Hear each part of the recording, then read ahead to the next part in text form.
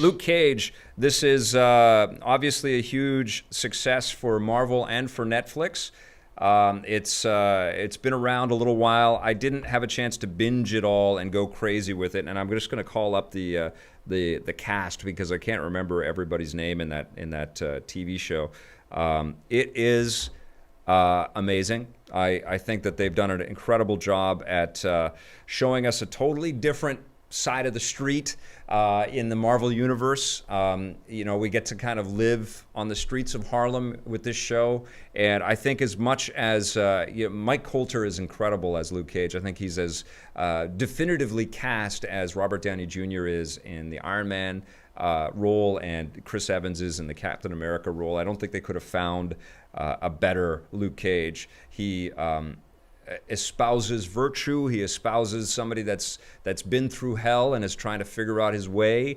He is the epitome of I never asked for this, and he just carries it so well, man. You just feel for this guy who is haunted by demons and choices and lost ones.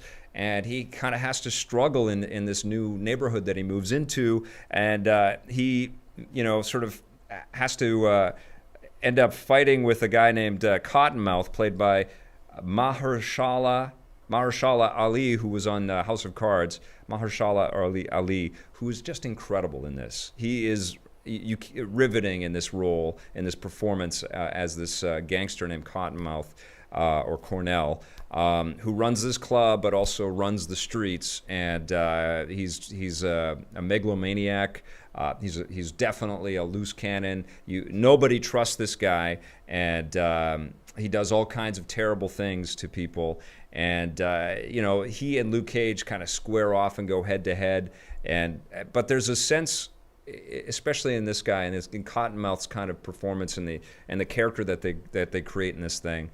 Of this quiet storm. This guy goes back to his piano or his Hammond B3 organ or whatever, and composes music in between all the violence and all the death that he has ordered on the streets of Harlem. And then he goes back and has this incredible, moving moment with the music that he creates. And his club is also filled with incredible artists as well. The music in this show is a co-star. It is so fantastic all the way through this show. It's absolutely amazing all the way. You have the volume cranked when you listen to this thing. Great classic sort of rhythm and blues type stuff, and lots of kind of soulful 70s kind of Stax style music in there, and there's lots of rap and hip hop. I mean, it's just so fantastic. And all of the supporting characters as well. I really was impressed all the way along. The woman that plays the detective, Misty Knight, Simone Missick, is fantastic in this show as well. She's on the.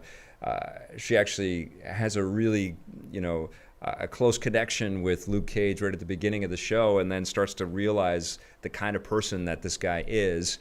And that whole dynamic is really cool. There's a guy that plays Pop, who is this father figure for the neighborhood, who runs this barber shop. And those sequences are like right out of Do the Right Thing, like the Spike Lee classic. And I thought those were amazing. There's great moments of stillness, of just, honest conversation about what's going on the streets, and how this guy in a hoodie is just taking apart these gangsters, and everybody's trying to figure it out. And it's just so real and cool, And Frank Whaley actually has a fantastic role in this thing. He plays a guy named Scarf. He's a detective that works with Misty Knight, and he isn't all that he seems to be, but his performance is excellent. Like, he's just a fun character to watch. He's eating in every scene, it feels like, and he's literally chewing up the scenery in every scene that he's in because he's so solid. You've seen this guy in tons and tons of work over the years, and he's so pro and fantastic to watch.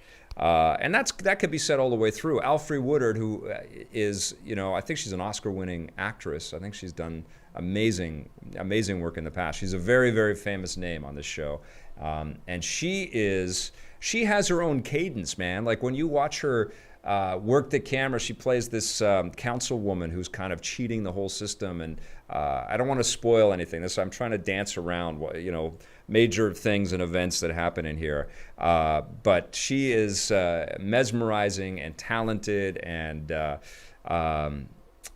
just a wonderful force on this show. And and the other great sort of non-surprise, because I'm sure you guys have either watched this or have read about it or seen some of it, is Rosaria Dawson, who appeared also in the Daredevil show, love that show, and also in the Jessica Jones show, love that show too.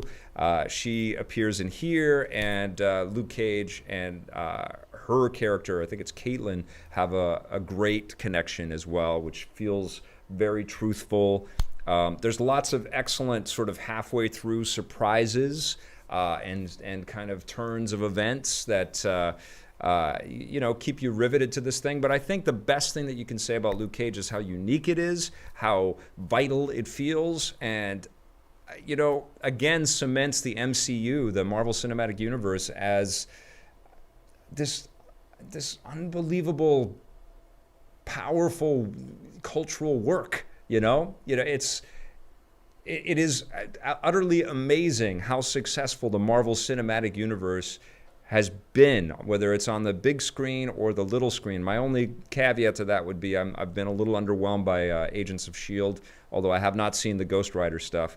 But it's amazing the balls that have to be juggled to create this many disparate, separate storylines and characters, and they're all kind of working. And, Luke Cage, just like Doctor Strange, just takes us in a totally different, awesome direction that feels so prime and so,